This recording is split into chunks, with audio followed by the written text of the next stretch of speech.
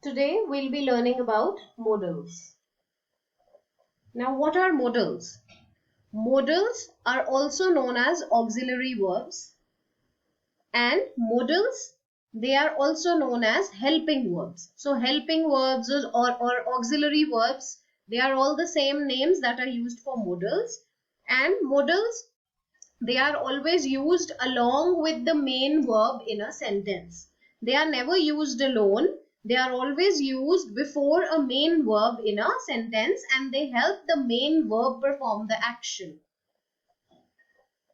Now, functions of modals. Modals have various functions. For example, modals talk about ability, permission, prohibition. Prohibition means when you want to stop somebody from doing something, when somebody is not allowed. Prediction. Prediction means when you're making a forecast, when you are guessing. Then duty, obligation. Obligation is also just like a duty. Then request, offer, possibility. So these are all the functions which are performed by modals. Now let's talk about modals of ability. Modals of ability, they are mainly can and could. These are the major modals that talk about ability. Ability means when you can do something. So you majorly use the word can. For example, I can jump high. I can ride bicycle very well. So you are talking about your ability, things that you can do using can. And could is used to talk about the ability in the past. For example, my sister could swim when she was 6. So this was something that she could do in the past when she was 6 years old. I couldn't play the piano when she was 5. So this is also again talking about the past. Couldn't is a negative of could. So can is used to talk about ability in the present, and could is used to talk about ability in the past. Then let's talk about modals of permission. Now, modals of permission are majorly can, could, may, and would when you ask permission or when you give permission. Now, can is a very informal word. Can is always used in informal situations 99% of the times. Can I borrow your pen for a minute? You are asking for permission. Can I speak to John Wilson? Could, on the other hand, is a polite way of asking for permission. Could I please have a glass of beer? Could I open the window? These are all polite ways of asking for permission. May is also again very formal. May I ask a question, please? You are asking for permission. Would you mind if I ask you something? Or would you mind if I took this? You are taking somebody's permission. So again, can is informal, and could, may, and would are polite ways of asking for permission. Informal means when you are talking to your friends and cousins, and formal means when you talk in situations which require a formal tone. For example, you're talking to people in authority like principal, officers, or some officials. Then let's move on to modals of possibility. Modals of possibility means how sure you are of something. Must means you are 100% sure. I smell bread baking. There must be a bakery nearby. That means you can smell that there is baking going on. So you're quite sure that there must be a bakery nearby. So you're 100% sure. Can't. This can't be Tim's house. His house is brown. So can't is a negative word and you're not very sure. I mean, you're very sure. For example, you say that Tim's house is brown, but this house is not brown. So this can't be Tim's house. May and might. I might or I may go to the party if I finish my work. That means you're just making a guess. You're not 100% sure. You're only making a prediction that I might or I may go to a party. So must means 100% sure, and may and might, they means that you're not very sure. And could again is also not very sure. This could be my last meeting with this office. I'm switching jobs soon. So this person says that I am going to change my job. So this could be my last meeting. So you're just making a guess. And on the negative side, negative of must is must not. Negative of may and might is might not or may not. And of course, negative of could is could not. So what is most sure when you use must? And may, might, and could are lesser possibilities when you are lesser sure of something. Now moving on to modals of request. When you make a request to somebody. Now informal, again can, like I told you, can is always informal. Can I sit down? Can I have this? Can I call you? And a politer way of saying it is could. Could I sit down? Could I have this? Could I call you please? So when you have to be very polite, you have to use could. And in informal situations where you're not bothered how the other person would feel and in a very casual manner, you can use can. And may and would again is very formal. So may, would and could are formal words which are used to make request, and can is informal. May I sit down? Would you mind if I sit down? Would you mind if I have this?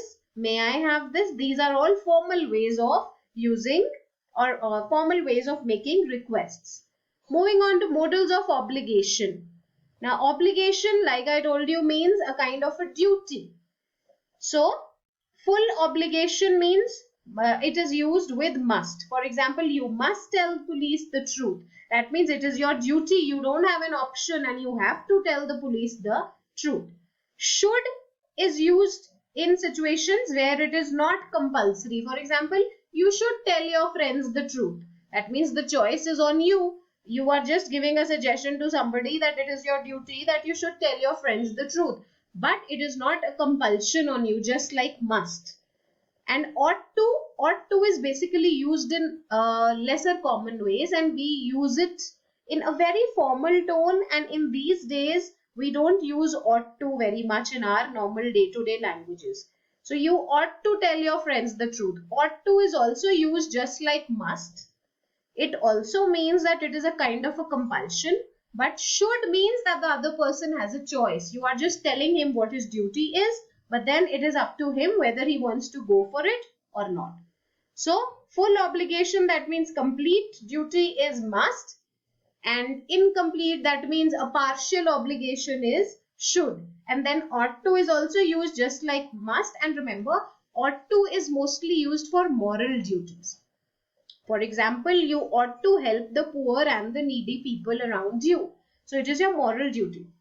One is that ought to we don't use normally in our day-to-day lives, in our day-to-day languages, plus ought to is used majorly for moral duties. And must is used for all other duties that everyone has to follow and they don't have a choice. Moving on to modals of advice. When you give advice to somebody, okay, you could wear the pink shoes. That means you are advising somebody. You should take your umbrella. Looks like rain. You ought to limit the amount of salt in your diet. You had better clean your room if you want to go out. It's like a warning. Had better is always used as a warning. You had better clean your room, or you had better finish your food before your father comes. So had better is majorly used to give warning to somebody. And could, should and ought to are normal words which are used to give advice. Now again, must can also be used to give advice. And what is the difference between must and should? For example, I can say you must go for a walk twice a day. You should go for a walk twice a day. Now what is the difference between these two? Like I told you, when I say must, that means you don't have a choice. It is a compulsion. And when I say should, that means it is a choice on the listener whether he wants to follow my advice or not. Next, suggestion scale. Now, which are stronger possibilities and stronger ways when you suggest somebody or give advice to somebody? Must, have to, had better. When you use these words, must, have to, had better, that means the other person does not have a choice, like I told you before in the previous slide. And weaker suggestive scale is ought to and should. So when you say you should eat healthy food or you ought to eat healthy food, that means it is a choice on the listener whether he wants to listen to you or not. And stronger ways of suggesting or advising somebody include must, have to, or had better.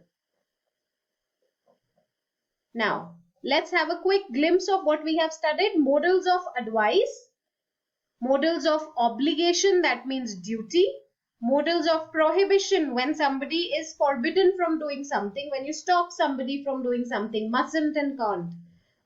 Then you have modals of ability, possibility when you're making a guess, and permission when you give permission to somebody. And another one is also modal of request, that means when you make request. And remember, most of the times can is used in informal ways, and must means compulsion when the other person does not have a choice. And the most polite words are could or would. These are the most polite ways of asking for permission or making a request to somebody. Kindly go through these slides once again so that you will understand them better, and practice as many sentences as you can so that this topic gets clearer. Thank you.